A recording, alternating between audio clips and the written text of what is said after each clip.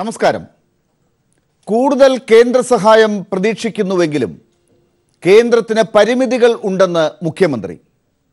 പരിമിതികൾ ഉള്ള കേന്ദ്ര സർക്കാർ അപ്പോൾ കേരളത്തോട് ചെയ്യേണ്ടത് എന്ത്? വിദേശ രാജ്യങ്ങൾ വാഗ്ദാനം ചെയ്യുന്ന സാമ്പത്തികവും സാങ്കേതികവുമായ സഹായങ്ങൾ എങ്ങനെ വേഗത്തിലാക്കാമെന്ന് ചിന്തിക്കുകയല്ലേ വേണ്ടത്? കേരളത്തിനായി പ്രത്യേക പാക്കേജ് പ്രഖ്യാപിക്കുന്നതിൽ തടസ്സങ്ങളില്ലെന്ന് ചൂണ്ടിക്കാട്ടുമ്പോൾ കേന്ദ്രത്തിൻ്റെ കനിവിനായി മാത്രം കാത്തു നിൽക്കാതെ സ്വന്തം വഴി തേടാൻ ഒരുങ്ങുകയാണ് സംസ്ഥാനം. ഈ പശ്ചാത്തലത്തിൽ ന്യൂസ് ആൻഡ് വ്യൂസ് ഉയർത്തുന്ന ചോദ്യങ്ങൾ. പരിമിതികൾ ഉണ്ടെങ്കിൽ മറ്റ് വഴികൾ തുറക്കാൻ കേന്ദ്രത്തിന് മുന്നിൽ തടസ്സങ്ങളുണ്ടോ? പ്രത്യേക പാക്കേജ് ഉൾപ്പെടെ കേന്ദ്രം സഹായം ചെയ്യുമെന്ന് കേരളം പ്രതീക്ഷിക്കേണ്ടതുണ്ടോ? പുനർനിർമ്മാണത്തിന് വിഭവങ്ങൾ തേടുന്ന കേരളത്തിന് മുന്നിലുള്ള വെല്ലുവിളികൾ എന്തൊക്കെ? പരിസ്ഥിതി സൗഹൃദ നവകേരള നിർമ്മിതിക്ക് പ്രളയം നൽകിയ പാഠങ്ങൾ കേരളം കണക്കിലെടുക്കുമോ? ലോകം മുഴുവൻ സഹായ പ്രവാഹങ്ങളുമായി എത്തുമ്പോൾ പെട്രോളിനും പാചകവാതകത്തിനും ഉയരുന്ന വില കേരളത്തിന് ഇരുട്ടടിയാവുകയാണ്. പുനർനിർമ്മാണത്തിന് കൂടുതൽ പണം കിട്ടാൻ കേരളം ഇനി എന്തൊക്കെ ചെയ്യണം? ഇതാണ് ന്യൂസ് ആൻഡ് വ്യൂസ് പരിശോധിക്കുന്നത്. ചർച്ചയിൽ പങ്കെടുക്കുന്നത് CPM നേതാവ് ശ്രീ KN ബാലഗോപാൽ, കോൺഗ്രസ് നേതാവ് ശ്രീ ഡൊമിനിക് പ്രസന്റേഷൻ, BJP നേതാവ് ശ്രീ നാരായണൻ നമ്പൂതിരി, മുൻ ചീഫ് സെക്രട്ടറി ശ്രീ ജിജി തോംസൺ എന്നിവർ. ഈ കേന്ദ്ര സഹായം കിട്ടാൻ പരിമിതികൾ ഉണ്ട്, അതുകൊണ്ട് സംസ്ഥാനം തന്നെ വിഭവങ്ങൾ, സാമ്പത്തിക വിഭവം ഉൾപ്പെടെയുള്ളവ കണ്ടെത്തണം എന്ന് മുഖ്യമന്ത്രി ഇന്ന് പറഞ്ഞിട്ടുണ്ട്. ശരിക്കും പരിമിതി ഉണ്ടോ കേന്ദ്രത്തിന് എന്തെങ്കിലും സഹായം ചെയ്യാൻ? മുഖ്യമന്ത്രി എന്താണ് അങ്ങനെ പറഞ്ഞതെന്ന് എനിക്കറിയില്ല. ഞാൻ മനസ്സിലാക്കുന്നതും എൻ്റെ അറിവിൽപ്പെട്ടിടത്തോളം കേരളത്തിൻ്റെ കണക്കുകൾ കൊടുത്താൽ, നഷ്ടത്തിൻ്റെ കണക്കുകൾ കൊടുത്താൽ, അത് അതിൻ്റെ നടപടിക്രമങ്ങളുടെ ഭാഗമായ നടപടിക്രമങ്ങൾ പൂർത്തിയാക്കിയാൽ കേന്ദ്രത്തിൽ നിന്ന് കിട്ടാനുള്ളതേ ഉള്ളൂ. കേരളത്തിന് കേന്ദ്രം നൽകും എന്ന് തന്നെയാണ് പ്രതീക്ഷ. അപ്പോൾ എന്താണ് അതിൻ്റെ പരിമിതികൾ എന്ന് നമുക്കറിയില്ല. എനിക്ക് മനസ്സിലാകുന്നില്ല. മുഖ്യമന്ത്രിയാണ് അത് വെളിപ്പെടുത്തേണ്ടത്. അങ്ങനെ മുഖ്യമന്ത്രി പറഞ്ഞിട്ടുണ്ടെങ്കിൽ മുഖ്യമന്ത്രി പലപ്പോഴും കേന്ദ്രത്തിന്റെ പൂർണ്ണമായ പിന്തുണ ഒന്നുകൂടി ഒന്ന് വിശദമാക്കുകയാണ്. മുഖ്യമന്ത്രി ഒരിക്കലും അതിനെ നെഗറ്റീവായിട്ട് പറഞ്ഞതായിട്ട് ആരും കണ്ടിട്ടില്ല. അദ്ദേഹം പറഞ്ഞത് ഒരുപാട് നിയമത്തിന്റെ നൂലാമാലകളുണ്ട്, വിദേശത്തു നിന്നുള്ള പണം എടുക്കുന്നതിനുള്ള പ്രശ്നങ്ങളുണ്ട്, അതിന് സംസ്ഥാനങ്ങൾക്ക് അനുമതി കൊടുക്കുന്നതിനുള്ള നിയമപ്രശ്നങ്ങളുണ്ട്. ഒപ്പം ഈ സംസ്ഥാനത്ത് ഒരുപാട് നഷ്ടങ്ങൾ ഉണ്ടായിട്ടുണ്ട്, അങ്ങേക്ക് ഉൾപ്പെടെ അറിയാവുന്നതാണ്. 50,000 കോടി രൂപ വരെ പരോക്ഷം എന്ന് പറയുന്നു, 20,000 കോടി രൂപ പ്രത്യക്ഷത്തിൽ തന്നെ പറഞ്ഞിട്ടുണ്ട്. ഏതാണ്ട് എത്ര ശ്രമിച്ചാലും 2,000 കോടി വരെ മാത്രം കേന്ദ്രത്തിൽ നിന്ന് സഹായം കിട്ടാൻ പറ്റുന്ന ഒരു അവസ്ഥയാണുള്ളതെന്ന് മനസ്സിലാക്കേണ്ടതുണ്ട്. അപ്പോൾ കേന്ദ്രത്തിന് ഈ പരിമിതികളെല്ലാം കടന്ന് ഇതെല്ലാം എത്തിച്ചേരാൻ, ഈ പറഞ്ഞ ടാർഗറ്റിലേക്ക് എത്തിച്ചേരാൻ വലിയ ബുദ്ധിമുട്ടുണ്ടാകും എന്ന് ഒരു സംസ്ഥാന മുഖ്യമന്ത്രി പറയുകയാണ്, കേന്ദ്രത്തിനെ കൂടി വിശ്വാസത്തിലെടുത്തുകൊണ്ട്. എന്നാലും കിട്ടാൻ പറ്റുമോ എന്ന് നോക്കാമെന്നാണ്. പക്ഷെ കേന്ദ്രം അങ്ങനെ കരുതുന്നുണ്ടാകുമോ? ഈ 50,000 തരാമെന്നാണോ ശ്രീ നാരായണൻ നമ്പൂതിരി പറഞ്ഞതിൻ്റെ അർത്ഥം? 50,000 കോടിയും ഇല്ല, അതൊന്നും പറയാൻ എനിക്ക് പറ്റില്ലല്ലോ. കാരണം അതിന് ടെക്നിക്കാലിറ്റികളും നിയമവശങ്ങളും നടപടിക്രമങ്ങളും ഒക്കെ ഉണ്ടല്ലോ. സ്വാഭാവികമായി അത് കൂടുതൽ അറിയാവുന്നയാൾ കേരളത്തിൻ്റെ മുഖ്യമന്ത്രി തന്നെയാവും. മുഖ്യമന്ത്രിയാണത് കൈകാര്യം ചെയ്തുകൊണ്ടിരിക്കുന്നത്. വളരെ ഭംഗിയായി മുഖ്യമന്ത്രി കേരള ബന്ധത്തെ, സംസ്ഥാന ബന്ധവും വളരെ ഭംഗിയായി ഈ വിഷയത്തിൽ കൈകാര്യം ചെയ്യുന്നുണ്ട്. കേന്ദ്രത്തെ വിശ്വാസത്തിലെടുക്കുന്നുണ്ട്, കേന്ദ്രത്തെ വിശ്വസിക്കുന്നുണ്ട്. സ്വാഭാവികമായി ഇന്നത്തെ ഈ ദുരിത കാലഘട്ടത്തിൽ കേന്ദ്രവും കേരളവും പരസ്പരം കൈകോർത്ത് മുന്നോട്ട് പോകുമ്പോൾ ഒരു ബുദ്ധിമുട്ടോ തടസ്സമോ ഉണ്ടാകും എന്ന് ഞാൻ പ്രതീക്ഷിക്കുന്നില്ല. എന്തെങ്കിലും തടസ്സങ്ങളുണ്ടെങ്കിൽ, എന്തെങ്കിലും ബുദ്ധിമുട്ടുകളുണ്ടെങ്കിൽ ആ ബുദ്ധിമുട്ടുകളും നിയമ തടസ്സങ്ങളുമെല്ലാം പരസ്പരം ഒന്നിച്ചു നിന്നാൽ മാറ്റാവുന്നതേ ഉള്ളൂ എന്ന് തന്നെയാണ് എൻ്റെ പ്രതീക്ഷ. കാരണം കേരളത്തിൻ്റെ ഈ ദുരിതത്തിൽ നിന്ന് കരകയറ്റുക എന്നുള്ളത് കേരളത്തിൻ്റെ മന്ത്രിസഭയുടെ മാത്രം ഒരു ആവശ്യമല്ല, കേരളത്തിലെ രാഷ്ട്രീയ പ്രസ്ഥാനങ്ങളുടെ മാത്രം, കേരളത്തിലെ പൊതുജനങ്ങളുടെ മാത്രം ആവശ്യമല്ല. ഇന്ത്യ ഒന്നായി കാണുന്ന ഏതൊരു പ്രസ്ഥാനത്തിനും, ഏത് ഭരണകൂടത്തിനും അത് കേരളത്തിനോടൊപ്പം നിൽക്കാൻ ഉത്തരവാദിത്തപ്പെട്ടവരാണ്, ബാധ്യതപ്പെട്ടവരാണ്. ആ ഉത്തരവാദിത്വം പൂർണ്ണമായി നിറവേറ്റും എന്ന് തന്നെയാണ് ഞാൻ വിശ്വസിക്കുന്നത്. ശരി, അതിനകത്തൊരു ശങ്കയ്ക്കും ഇടയുള്ളതായി മുഖ്യമന്ത്രിയും പറഞ്ഞിട്ടില്ല. ചില ബുദ്ധിമുട്ടുകളുണ്ടോ എന്നുള്ള വാക്കുകളാണ്. തീർച്ചയായും ആ കാര്യം തന്നെയാണ് ഞാനും ചോദിച്ചത്. ശ്രീ KN ബാലഗോപാൽ, അപ്പോൾ മുഖ്യമന്ത്രി പറഞ്ഞതനുസരിച്ച് കൂടുതൽ കേന്ദ്ര സഹായം പ്രതീക്ഷിക്കുന്നുണ്ടെങ്കിലും അതിന് പരിമിതികളുണ്ട് കേന്ദ്രത്തിന് അതൊക്കെ അനുവദിച്ചു തരാൻ എന്ന് വളരെ പോസിറ്റീവായി കേന്ദ്രത്തോടൊപ്പം കൈകോർത്ത് നിന്നുകൊണ്ട് കിട്ടാൻ പറ്റുന്നത് വാങ്ങാൻ ശ്രമിച്ചുകൊണ്ട് തന്നെ പറയുന്ന ഒരു മുഖ്യമന്ത്രിയാണ് നമ്മൾ കണ്ടത്. അപ്പോൾ ആ പരിമിതികൾ എന്താണെന്ന് ശ്രീ നാരായണ നമ്പൂതിരിയെ പോലെയുള്ള ഒരാൾക്ക് പറയാൻ പറ്റുന്നില്ല. അങ്ങനെ ഒരു പരിമിതി ഉണ്ടോ എന്നുള്ളത് പോലും അദ്ദേഹത്തിന് മനസ്സിലാകുന്നില്ല. ഇത്രയും പണം 50,000 കോടി വരെ ആവശ്യമുള്ള കേരളത്തിന് അതെല്ലാം നൽകാൻ കേന്ദ്രത്തിനാകുമെന്ന് വിശ്വസിക്കേണ്ടതുണ്ടോ? അത് ഒരു പരിമിതിയായി എന്തായിരിക്കാം മുഖ്യമന്ത്രി കണ്ടിട്ടുണ്ടാകുക? അത് സ്വാഭാവികമായിട്ടും നമ്മൾ വളരെ പോസിറ്റീവായിട്ട് ചിന്തിച്ചാൽ കേരളത്തിന് ഇപ്പോൾ ആവശ്യമുള്ള അത്രയും പണം കേന്ദ്രത്തിന് എത്ര വിചാരിച്ചാലും എടുത്തു തരാനുള്ള ബുദ്ധിമുട്ടുണ്ടാകും. പക്ഷേ ആ പറയുന്നത് അർഹമായതും ന്യായമായതുമായ തരേണ്ട തുക പ്രതീക്ഷിക്കുന്നില്ല എന്നല്ല അർത്ഥം. അപ്പോൾ ഇതിനകത്ത് അടിസ്ഥാനപരമായ കാര്യം എല്ലാം ഗവൺമെൻറ്റിൻ്റെ കയ്യിലുള്ള പണം കൊണ്ട് ചെയ്തു തീർക്കാൻ കഴിയുന്നത്ര അല്ല. എത്രയോ കാലമായിട്ടുള്ള അസറ്റുകൾ, അവരുടെ സ്വത്ത്, വസ്തുവും സൗകര്യങ്ങളും വീടും എല്ലാം നഷ്ടപ്പെട്ടിരിക്കുന്നു. അത് കയ്യിലുള്ള പണം കൊണ്ട് എല്ലാം പരിഹരിക്കാൻ പറ്റുന്ന, അല്ലെങ്കിൽ സംസ്ഥാന കേന്ദ്ര ഗവൺമെൻറ്റിന് മാത്രം ചെയ്യാൻ പറ്റുന്നില്ല, ജനങ്ങളുടെ വലിയ പങ്കാളിത്തം കൂടി ഉണ്ടായാലേ കഴിയൂ എന്നുള്ളത് തന്നെയാണ് അതിൻ്റെ സ്പിരിറ്റ്. സാധാരണ ഒരു വലിയ വെള്ളപ്പൊക്കമോ അല്ലെങ്കിൽ വലിയ വരൾച്ചയ്ക്കോ ഉണ്ടാകുന്ന, ഭൂകമ്പത്തിനോ ഒക്കെ ഉണ്ടാകുന്ന വലിയ കേന്ദ്ര സഹായം കേരളം പ്രതീക്ഷിക്കുന്നുണ്ട്. പക്ഷേ ആ പണം കൊണ്ടൊന്നും തീരുന്നതല്ല എന്ന നിലയിൽ തന്നെ ആയിരിക്കും മുഖ്യമന്ത്രി അത് പറഞ്ഞതെന്നാണ് എനിക്ക് തോന്നുന്നത്, ഞാൻ മനസ്സിലാക്കുന്നത്. ശരി, അപ്പോൾ ഈ കാര്യത്തിൽ കേന്ദ്രത്തിന് പരിമിതികൾ ഉള്ളത് പണം തരുന്നതിനാണെങ്കിൽ മറ്റു ചില കാര്യങ്ങൾ ചെയ്തു തരാൻ കേന്ദ്രത്തിനാകും. അത് മുഖ്യമന്ത്രി പ്രതീക്ഷ വയ്ക്കുന്നുമുണ്ട്. അതായത് ഇപ്പോൾ വിദേശത്ത് നിന്ന് വാഗ്ദാനം ചെയ്യുന്ന പണം നമുക്ക് കിട്ടുന്നതിന് നിയമപരമായുള്ള തടസ്സങ്ങൾ നീക്കാനൊക്കെ കേന്ദ്രം ഇടപെടാൻ സാധ്യതയുണ്ട്, ഇടപെട്ടേക്കാം എന്ന പ്രതീക്ഷ മുഖ്യമന്ത്രി വെക്കുന്നുണ്ട്. അതൊക്കെ ഈ ഘട്ടത്തിൽ ചൂണ്ടിക്കാട്ടേണ്ടതാണോ? തീർച്ചയായിട്ടും ഈ കേന്ദ്രം വഴിയാണ് വിദേശത്തു നിന്നൊക്കെ വരുന്ന ഫണ്ട്. സാധാരണ ഒരു വെള്ളപ്പൊക്കമല്ല. കേരള സമൂഹം ഒരു അന്തർദേശീയ സമൂഹം തന്നെയാണ് എന്നുള്ളതുകൊണ്ട് ലോകത്തിൻ്റെ മിക്ക രാജ്യങ്ങളിലും ഇതിൻ്റെ ഒരു മെസ്സേജ് ചെയ്യുന്നുണ്ട്. അല്ലെങ്കിൽ തന്നെ ചെല്ലും, എങ്കിലും കേരളീയർ എല്ലാ സ്ഥലത്തും ഉണ്ട് എന്നുള്ളൊരു പ്രത്യേകത കൂടി ഉള്ളതുകൊണ്ട് തന്നെ വലിയ ഒരു സിമ്പതിയും നമ്മളെ സഹായിക്കേണ്ടതാണെന്ന ബോധവും ലോകമാകെയുള്ള വിവിധ രാജ്യങ്ങളിലെ ഗവൺമെൻറ്റുകൾക്കുണ്ട്, പല ഗവൺമെൻറ്റുകൾക്കുണ്ട്, ജനങ്ങൾക്കുണ്ട്. അപ്പോൾ അത് മൊബിലൈസ് ചെയ്ത് തരാനായിട്ട് അവിടുത്തെ ഗവൺമെൻറ്റുകൾ തീരുമാനിക്കുമ്പോൾ അതിന് അനുകൂലമായ ഒരു നിലപാടെടുക്കാൻ കേന്ദ്ര ഗവൺമെൻറ് തയ്യാറാകുക എന്നുള്ളൊരു പ്രശ്നമുണ്ട്. അത് ചെയ്യും എന്ന് തന്നെയാണ്, ചെയ്യേണ്ടതാണ്. ചെയ്തില്ലെങ്കിൽ എങ്ങനെ ജനങ്ങളുടെ മുമ്പിൽ മറുപടി പറയാൻ പറ്റും? ഇതിനകത്ത് വളരെ ചെറിയ ഒരു ഉദാഹരണം, പണ്ട് 20 കോടി എങ്ങാണ്ട് അമേരിക്ക ഉത്തരാഖണ്ഡിൻ്റെ സമയത്ത് തരാൻ തീരുമാനിച്ചപ്പോൾ അതൊരു ഡിഗ്നിറ്റി പ്രശ്നമാണെന്ന് പറഞ്ഞു എന്ന് പറയുന്ന ഒരു പഴയ കാര്യം പറഞ്ഞൊന്നും തടഞ്ഞു നിൽക്കേണ്ടതല്ല. നമ്മൾ ചർച്ച ഏറെ ചെയ്തതാണ്. ഇപ്പോൾ കേരളത്തിൽ തന്നെ ഒരു കൺസെൻസസ് ഉണ്ട്. BJP നേതാക്കന്മാർക്കടക്കം ഈ കാര്യത്തിനകത്ത് സഹായിക്കേണ്ടതുണ്ട് എന്നുള്ള, അല്ലെങ്കിൽ ഞങ്ങളത് വാങ്ങണ്ട എന്നല്ല പറഞ്ഞതെന്ന് പറയേണ്ടി വരുന്ന സ്ഥിതിയുണ്ട്. അപ്പോൾ ഒരു രാജ്യത്തു നിന്ന് മാത്രം തന്നെ നമ്മൾ കേട്ടതാണ്. ആ തുകയുടെ ചർച്ചയിലേക്കൊന്നും ഞാൻ പോകുന്നില്ല. എന്തായാലും നമുക്ക് ചുറ്റുപാടുമുള്ള, നമ്മളോട് സൗഹൃദമുള്ള അതത് രാജ്യങ്ങളിലെ പകുതിയിലധികം ജനസംഖ്യ മലയാളികളും ഇന്ത്യക്കാരും അടക്കം പ്രവർത്തിയെടുക്കുന്ന രാജ്യങ്ങളിൽ നിന്ന് ധാരാളം സഹായം കിട്ടാൻ സാധ്യതയുണ്ട്. ആ സഹായം കിട്ടുന്നതിന് അനുകൂലമായ നിലപാടെടുക്കുവാൻ കേന്ദ്ര ഗവൺമെൻറ് തയ്യാറായാൽ തന്നെ വലിയ വലിയ തുക വരാനും സാധ്യതയുണ്ടെന്നാണ് ഞാൻ മനസ്സിലാക്കുന്നത്. ശരി, മുൻ മന്ത്രി കൂടിയായ ശ്രീ ഡൊമിനിക് പ്രസന്റേഷൻ, ഈ കാര്യത്തിൽ കേരളത്തിന് മറ്റു സംസ്ഥാനങ്ങളെക്കാൾ പ്രത്യേകതയുണ്ട്. ഒരുപക്ഷെ വലിയ ഒരു മനുഷ്യ വിഭവം കേരളത്തിന് സ്വന്തമായുള്ളത് കേരളത്തിന് പുറത്ത് ജോലിയെടുക്കുന്നവരുണ്ട്. അങ്ങനെയുള്ളവരുടെ സഹായം, ആ രാജ്യങ്ങൾ കേരളത്തോട് കാട്ടുന്ന സ്നേഹം, അതൊക്കെ ഏതെങ്കിലും മറ്റ് സംസ്ഥാനങ്ങൾക്ക് കിട്ടാൻ സാധ്യതയില്ലാത്ത നിയമത്തിൻ്റെ പേരിൽ തടയപ്പെടേണ്ടതില്ല എന്നുള്ളത് മനസ്സിലാക്കി ഇവിടെ ഒരു ഇളവ് നടത്തേണ്ടതുണ്ടെങ്കിൽ, ഇളവ് കൊടുക്കേണ്ടതുണ്ടെങ്കിൽ കേരളത്തിന് കൊടുക്കാം എന്ന പ്രതീക്ഷയാണ് മുഖ്യമന്ത്രി വച്ച് പുലർത്തിയതായി നമുക്ക് കാണേണ്ടത്. അങ്ങനെയുള്ള ഇളവുകൾ ഒക്കെ ചെയ്യാവുന്നതല്ലേ കേന്ദ്രത്തിന്? അത്തരം സഹായങ്ങളിലും പരിമിതി ഉണ്ടാകേണ്ടതുണ്ടോ? അതുണ്ടാകും എന്ന് താങ്കൾക്ക് തോന്നുന്നുണ്ടോ? എനിക്ക് തോന്നുന്നു വിദേശത്തുനിന്ന് സഹായം ലഭിക്കുന്നതിന് അനുകൂലമായ തീരുമാനത്തിലേക്ക് കേന്ദ്ര ഗവൺമെൻറ് വരുമെന്നാണ് പ്രതീക്ഷ. ഇപ്പോൾ തന്നെ വ്യക്തികൾക്ക് തരുന്നതിന് വിരോധമില്ലല്ലോ. ഇപ്പോൾ 2 ദിവസം മുമ്പാണ് അമേരിക്കയിൽ നിന്ന് വന്ന ഒരു ഫേസ്ബുക്ക് കൂട്ടായ്മ, നമ്മുടെ കൊച്ചിയിലടുത്തുള്ള ഒരു ദേവസ്വം ഉണ്ടായിരുന്നത്, അവർ $1.9 മില്യൺ ചെക്ക് കൊടുത്ത മുഖ്യമന്ത്രിക്ക്. അപ്പോൾ അതിൻ്റെ അർത്ഥം സ്വകാര്യ വ്യക്തികൾക്കോ അല്ലെങ്കിൽ മറ്റു ഓർഗനൈസേഷൻസിനോ കൊടുക്കുന്നതിന് ഇപ്പോൾ അതിൽ ഒരു വിലക്കില്ല. പിന്നീടുള്ളത് ഏതെങ്കിലും വിദേശ ഗവൺമെൻറ്റുകൾ നമ്മളെ സഹായിക്കാൻ മുന്നോട്ട് വളർന്ന് തീർച്ചയായിട്ടും കേന്ദ്ര ഗവൺമെൻറ്റിലൂടെ പറ്റുള്ളൂ. അത് കേന്ദ്രത്തിൻ്റെ അനുമതി വേണം താനും. അത് തീർച്ചയായിട്ടും അതിൽ റിലാക്സേഷൻ വരുമെന്നാണ് എൻ്റെ പ്രതീക്ഷ. എന്നുകൊണ്ട് BJP അടക്കമുള്ള എല്ലാ രാഷ്ട്രീയ പാർട്ടികളും പറഞ്ഞിരിക്കുന്നു കേരളത്തിൽ ആ കാര്യം പ്രത്യേകത കൊണ്ട് കൊടുക്കണമെന്ന് പറഞ്ഞു.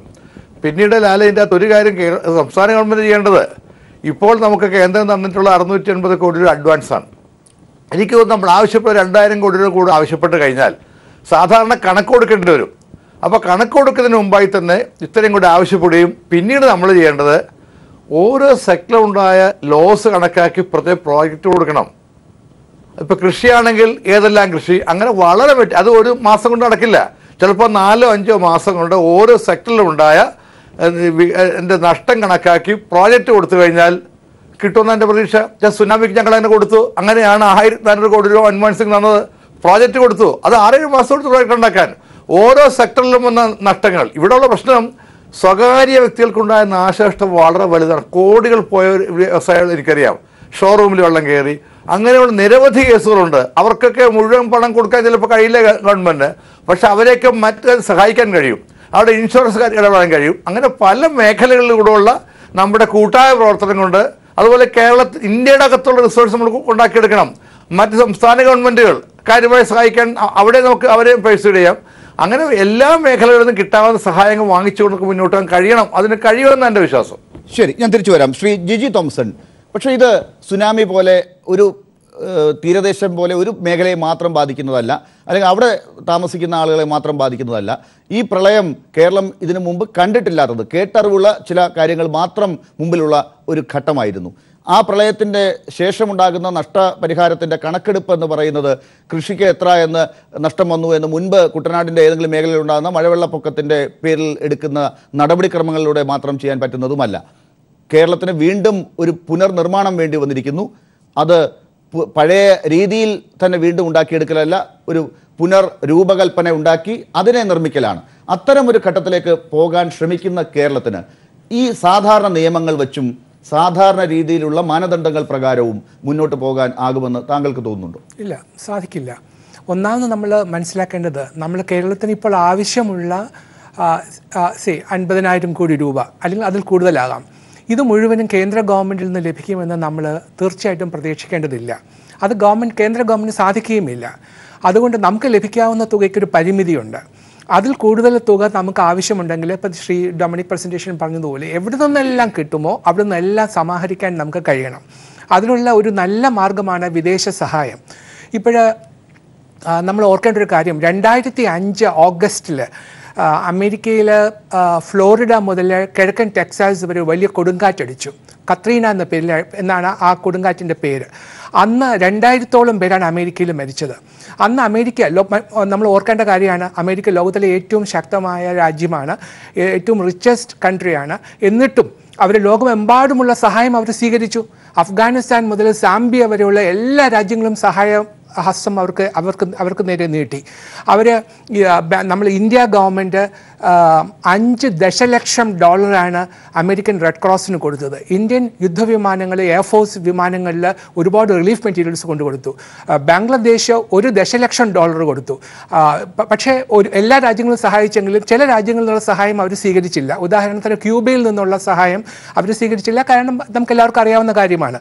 അപ്പോൾ ലോകത്തിൽ നിന്ന് ഇത്രയും വലിയ ശക്തമായ രാജ്യം അവർക്കൊരു പ്രതിസന്ധി ഉണ്ടായ അവസരത്തിൽ ലോകത്തിൻ്റെ എമ്പാടുമുള്ള രാജ്യങ്ങൾ സ്വമേധയാ കൊടുത്ത സഹായം ഒരു മടിയും കൂടാതെ സ്വീകരിച്ചു എങ്കിൽ നമ്മൾ എന്തിനാണ് മറ്റുള്ള രാജ്യങ്ങളിൽ നിന്ന് നമുക്ക് കിട്ടുന്ന സ്വമേധയാ കിട്ടുന്ന സഹായം നമ്മൾ നിരസിക്കുന്നത്?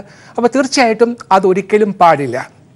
അത് നമ്മുടെ മുൻപിലുള്ള വെല്ലുവിളി നേരിടാൻ ഈ കേന്ദ്ര ഗവൺമെൻറ്റിനെ മാത്രം ആശ്രയിച്ച് മുന്നേറാൻ ഒരിക്കലും സാധ്യമല്ല.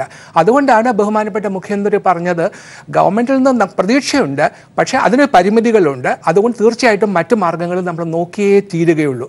അതിനുള്ള പ്രായോഗികമായ മാർഗ്ഗങ്ങൾ വേണം നമ്മൾ ആലോചിക്കേണ്ടത്. ശ്രീ ജിജി തോംസൺ, അങ്ങനെ ഒരു പ്രായോഗിക മാർഗത്തിലേക്ക് പോകുമ്പോഴും ഉള്ളത് ചില നിയമപ്രശ്നങ്ങളും ഈ ഫെഡറൽ സംവിധാനത്തിൽ പരമ്പരാഗതമായി പാലിച്ചു വരുന്ന ചില കീഴ്വഴക്കങ്ങളുമാണ്.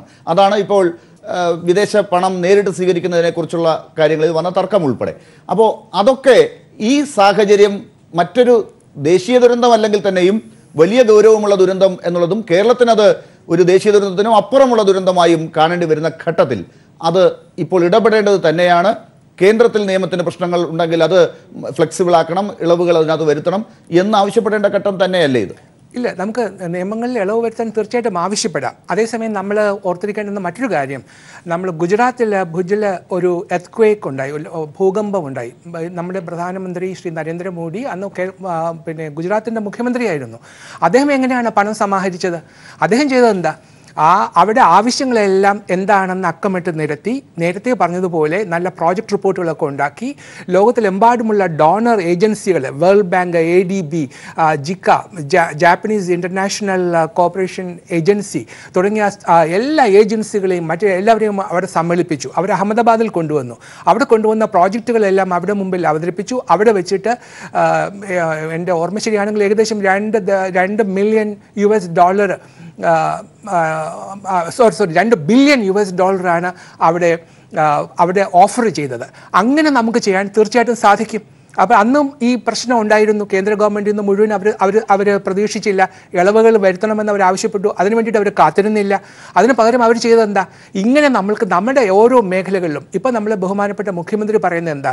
ഒരു നവകേരളം സൃഷ്ടിക്കണമെന്നാണ്. അപ്പം നവകേരളം എന്ന് പറഞ്ഞാൽ അത് കുറേ പാലങ്ങളോ കുറേ റോഡുകളോ കൊണ്ട് മാത്രം ഉണ്ടാകുന്ന ഒന്നല്ല. കേരളത്തിൻ്റെ എല്ലാ മേഖലകളിലും സമൂലമായ പരിവർത്തനം ഉണ്ടാകുമ്പോഴേ ഒരു നവകേരളം ഉണ്ടാവുകയുള്ളൂ. അങ്ങനെ ഉണ്ടാകണമെങ്കിൽ ഓരോ മേഖലയിലും വരുത്തേണ്ട മാറ്റങ്ങൾ എന്തൊക്കെയാണ് വേണ്ടത് എന്നെല്ലാം നമ്മൾ കൃത്യമായിട്ട് പഠിച്ച് വിവരങ്ങൾ ശേഖരിച്ച് അതിനുള്ള പ്രോജക്റ്റുകൾ തയ്യാറാക്കി നമ്മൾ കൊണ്ടുപോകണം. ഇപ്പം നമ്മൾ UAE നിന്ന് നമുക്ക് 700 കോടി കിട്ടുന്നതിനെ കുറിച്ചൊരു തർക്കമുണ്ടല്ലോ. അത് ആ പ്രശ്നം പോലും പരിഹരിക്കാൻ സാധിക്കും. കാരണം നമ്മൾ പറയുകയാണ് ഇപ്പം നാളെ ആലപ്പുഴയിൽ നിന്നും പിന്നെ ചങ്ങനാശ്ശേരി വരെയുള്ള പുഴയോരത്ത് കിടക്കുന്ന ആ റോഡ് അത് നമ്മൾ മാറ്റി എലിവേറ്റഡ് ഹൈവേ ആക്കണം. 1000 കോടി രൂപ ചിലവാകുമെന്ന് പ്രതീക്ഷിക്കുക. അങ്ങനെയാണെങ്കിൽ അങ്ങനെ ഒരു പ്രോജക്റ്റ് ഉണ്ടെങ്കിൽ അത് UAE ഗവൺമെൻറ്റിന് അത് ഏറ്റെടുക്കാവുന്നതാണ്. അവരുടെ ഒരു ഏജൻസിക്ക് നടപ്പിലാക്കാവുന്നതാണ്. അപ്പോൾ അങ്ങനെ നമ്മൾ പ്രോജക്റ്റുകൾ ഇന്നതൊക്കെയാണ് വേണ്ടത് എന്നൊക്കെ നല്ലവണ്ണം പഠിച്ച് കൃത്യമായിട്ട് പ്രോജക്റ്റ് റിപ്പോർട്ടുകൾ തയ്യാറാക്കി ഇങ്ങനെ ഒരു വലിയ സമ്മേളനത്തിന് മുൻപാകെ അവതരിപ്പിക്കുകയാണെങ്കിൽ അതിന് കുറേ ഹോംവർക്ക് ചെയ്യേണ്ടതായിട്ട് വരും. കാരണം നമ്മുടെ ഉദ്യോഗസ്ഥന്മാരും നമ്മുടെ മന്ത്രിമാരും ഈ വിദേശ ഏജൻസികളുമായിട്ടൊക്കെ ബന്ധപ്പെടുകയും നമ്മുടെ അംബാസിഡർമാരുമായി ബന്ധപ്പെട്ട് അവരെയൊക്കെ ഇവിടെ കൊണ്ടുവരികയും ഒക്കെ വേണം.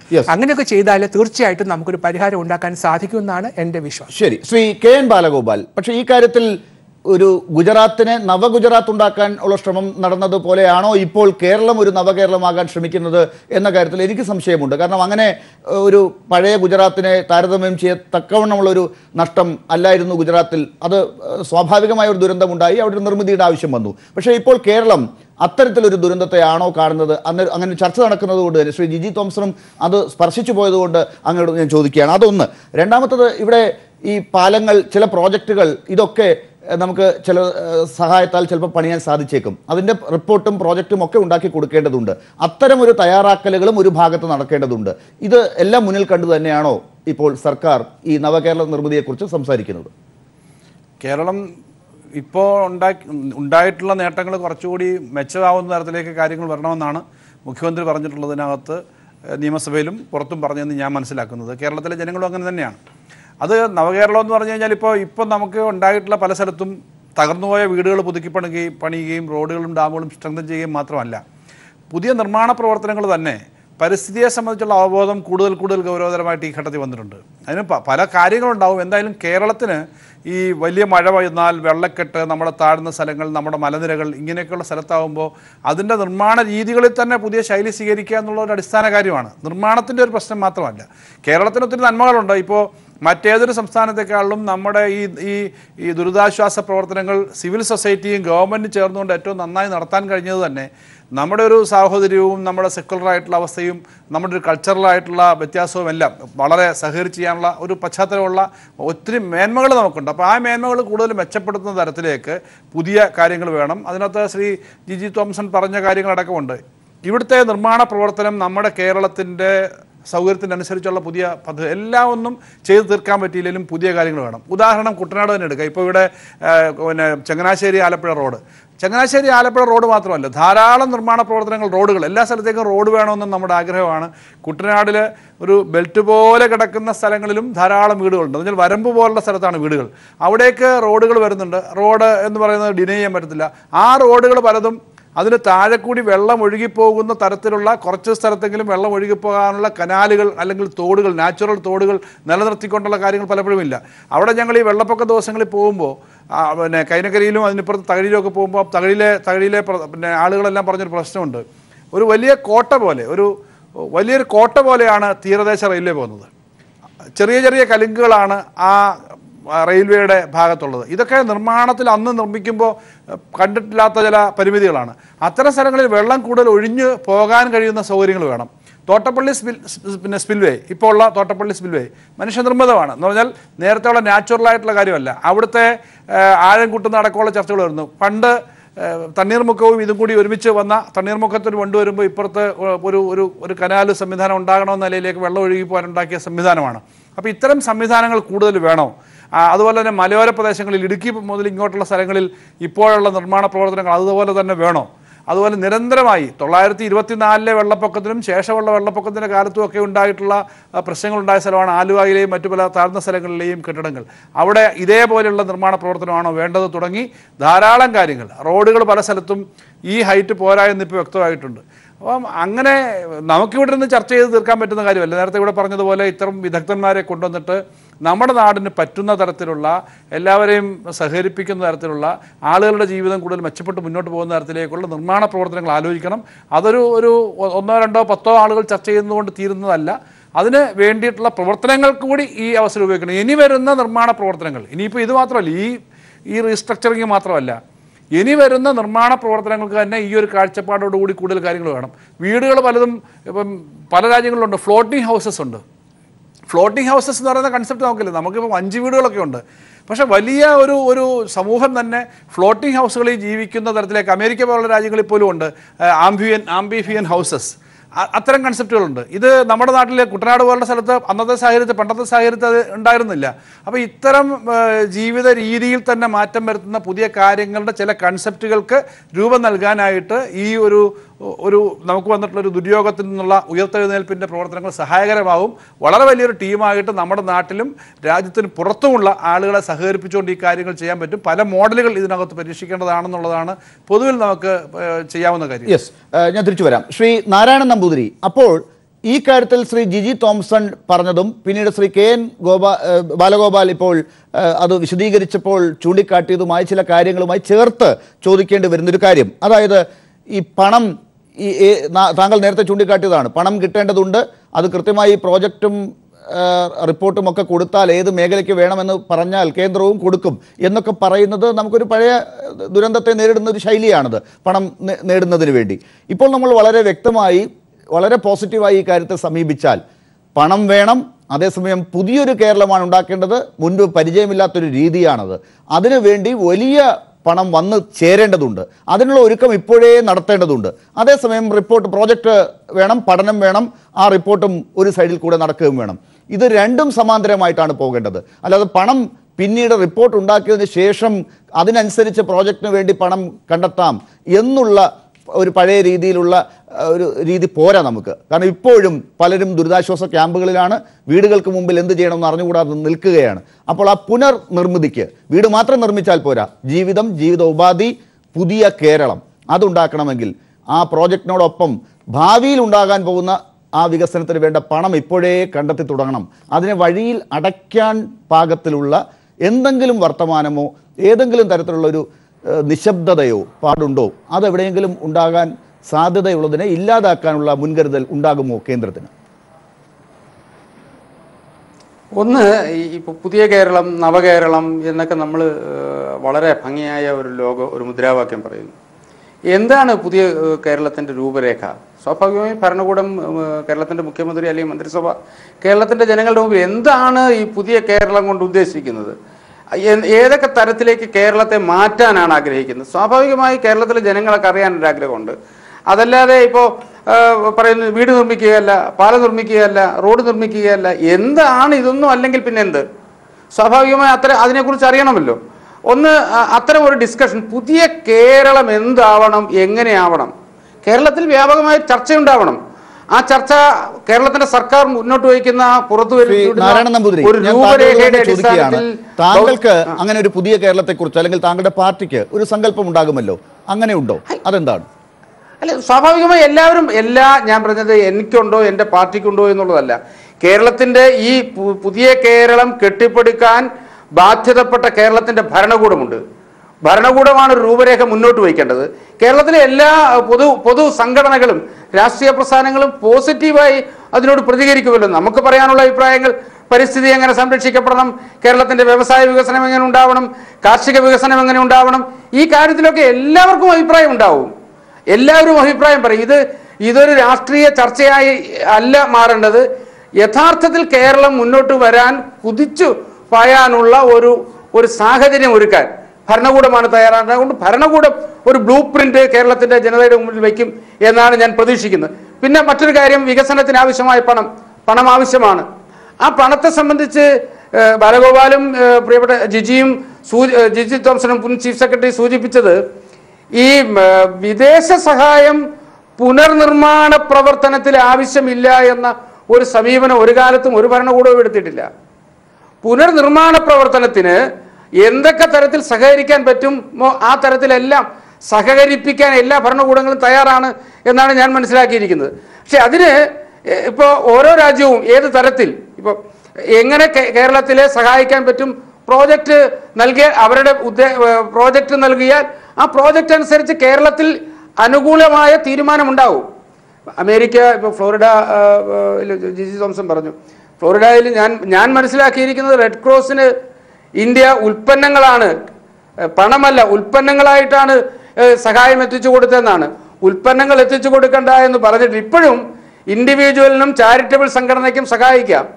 രാജ്യത്തിന്റെ സഹായം ദുരിതാശ്വാസ പ്രവർത്തനത്തിനാവണ്ട, നിർമ്മാണ പ്രവർത്തനത്തിനാവണം എന്നുള്ളതാണ് കേന്ദ്രത്തിന്റെ. എനിക്ക് തോന്നുന്നത് ഈ സാംബിയ പോലെയുള്ള രാജ്യങ്ങളുടെ സാമ്പത്തിക സഹായം തന്നെ അമേരിക്ക, അതെ, $5 മില്യൺ അമേരിക്ക ഒരു നയം സ്വീകരിച്ചിരുന്നു. അതെ, റെഡ് ക്രോസിന് പണമായിട്ടാണ് നൽകിയത് എന്നാണ്. ആ നയത്തിനനുസരിച്ച് ആ നയം മാറ്റണോ?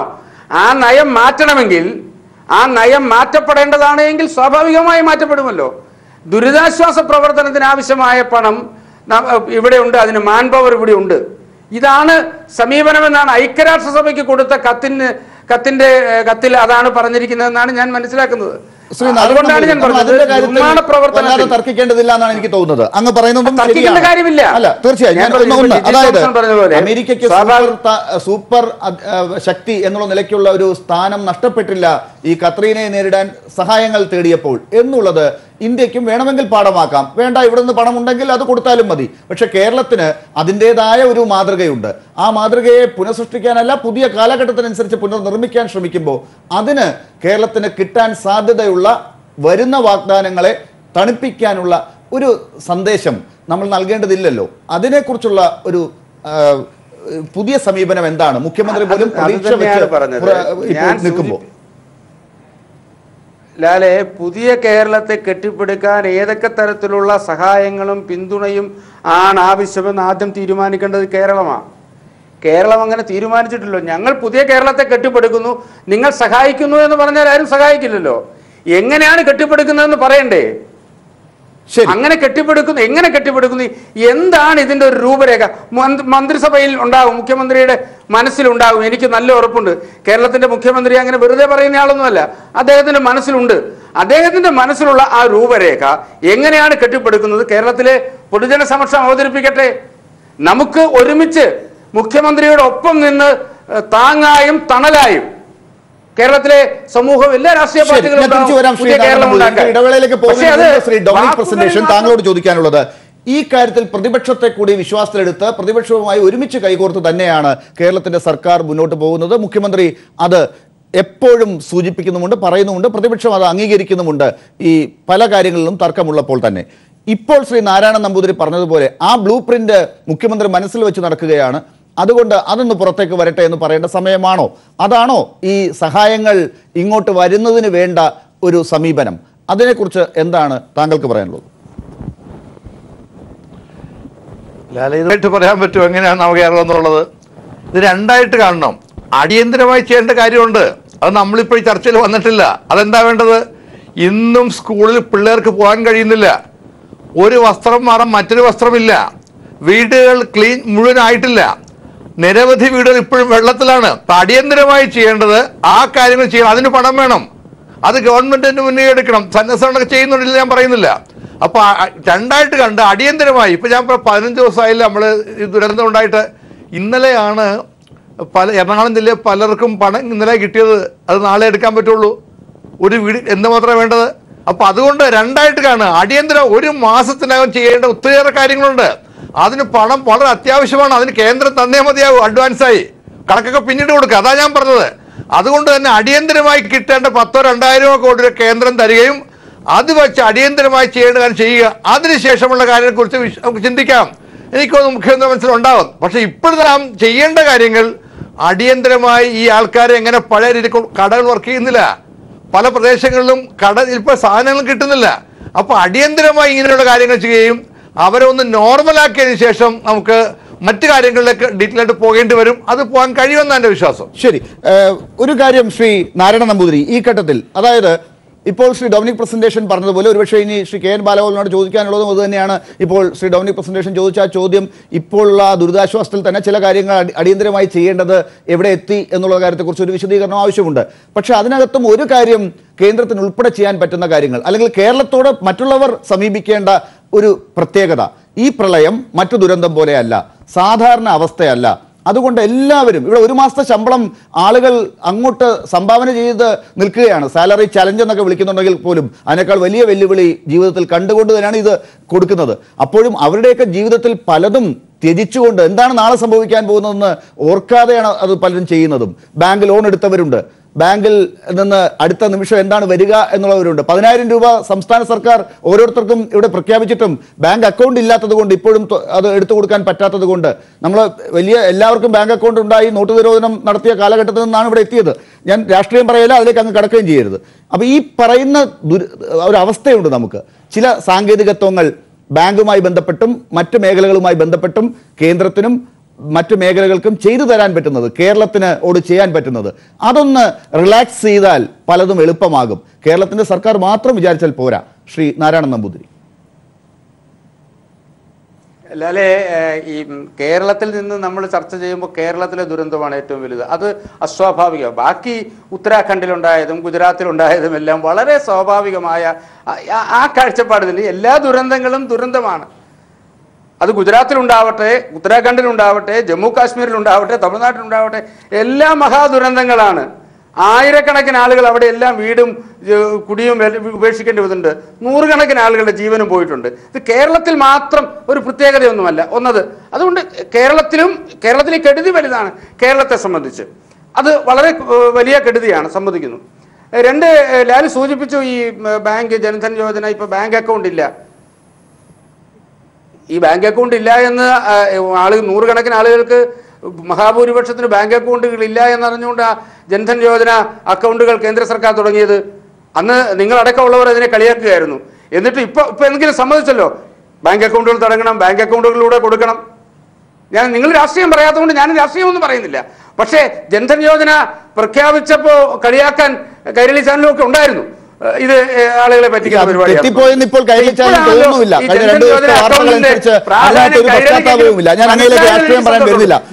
ശ്രീ കെ എൻ ബാലഗോപാൽ, ഈ കാര്യത്തിൽ ഒരു കാര്യമുണ്ട്. ഇപ്പോൾ ശ്രീ നാരായണൻ നമ്പൂതിരി പറഞ്ഞ അർത്ഥത്തിൽ ഈ ദുരന്ത നിവാരണത്തിന് വേണ്ട സഹായങ്ങളൊക്കെ ചെയ്യുമ്പോൾ അത് ഇപ്പോഴും ഒരാഴ്ച കൂടി കഴിഞ്ഞാണ് പലരിലേക്കും എത്തുക എന്ന് ഇന്ന് ധനകാര്യമന്ത്രി തന്നെ പറഞ്ഞതായി തോന്നുന്നു. അപ്പോൾ അങ്ങനെ ഒരു ഘട്ടം ഉണ്ടെങ്കിൽ അതും കൂടി ഒന്ന് വിശദീകരിക്കണമല്ലോ. ഈ തടസ്സങ്ങളൊക്കെ ആര് നീക്കിപ്പോകണം?